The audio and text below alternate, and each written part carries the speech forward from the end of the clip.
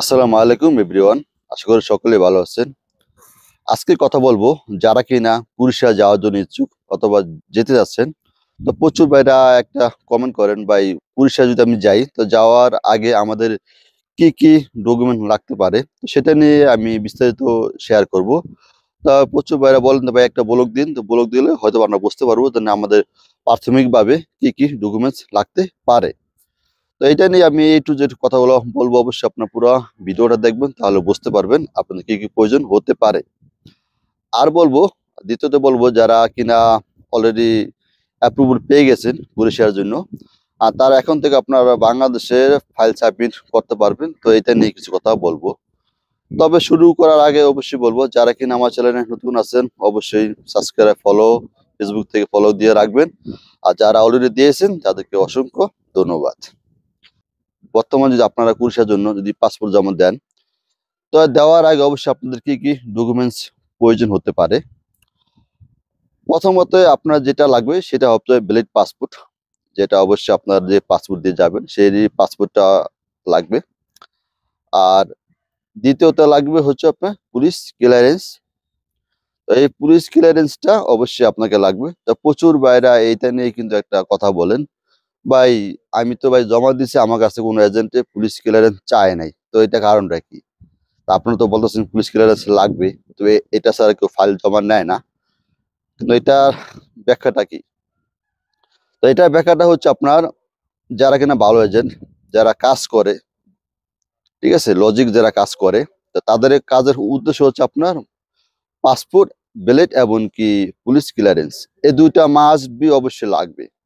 তৃতীয় নাম্বার হচ্ছে আপনার কোনো ক্ষেত্রে যদি আপনার জবের কোনো সিভি থাকে, যদি আপনার কোম্পানিতে যেতে চান, তো সেই হিসাব আলাদা, এটা অনেক সময় চায় অনেক সময় চায় না।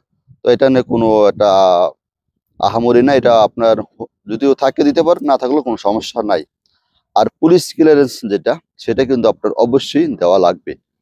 কারণ দেখা গেছে আপনার পুলিশ ক্লিয়ারেন্সটা কিন্তু আপনার প্রথম যখন আপনি জমা দিবেন তো অবশ্যই এটাকে শো করতে হবে এবং তাদের কাছে জমা দিতে হবে। এটা কিন্তু আপনার অরিজিনাল কপি, কোনো ফটোকপি না, অরিজিনাল কপি জমা দিতে হবে।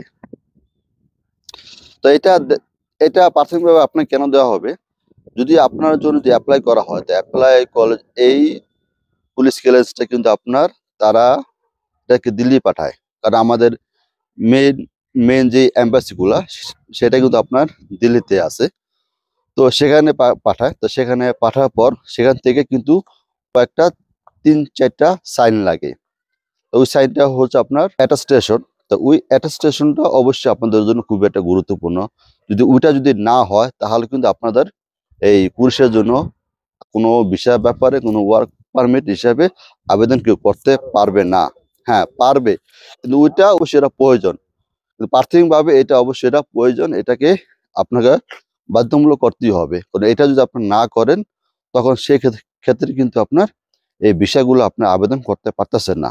অনেকে অনেক এজেন্ট আছে যারা কিনা আপনার কিছু মানে তাদের কাছে কিছু ডকুমেন্ট থাকে অথবা আগের কিছু কম্পিউটার থাকে, স্টিকার থাকে, ওই স্টিকার দিয়া তারা কিন্তু কাজ চালিয়ে যায়।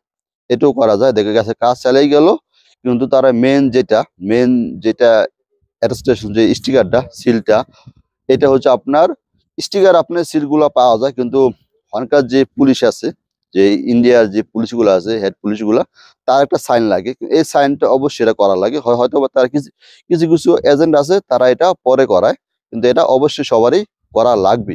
অ্যাটাস্টেশন যেটা সেটা কিন্তু আপনার খুব একটি গুরুত্বপূর্ণ, ঠিক আছে, কারণ এটা স্যার আপনার ফাইল জমা দিতে পারতেছেন না এবং কোনো বিষয়ের জন্য আবেদন করতে কেউ পারবেও না।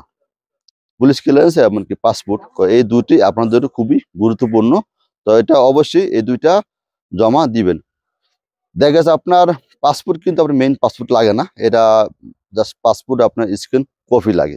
স্ক্যান কপি দিয়ে আপনারা তারা কাজ চালিয়ে দিতে পারে, এটা কোনো সমস্যা হবে না। এই ছিল যে আপনার যখন আপনি প্রথমে আপনার পুলিশের জন্য আবেদন করতে যাবেন, তো অবশ্যই এই কাগজগুলো আপনার জন্য অনেকটা ইম্পর্টেন্ট।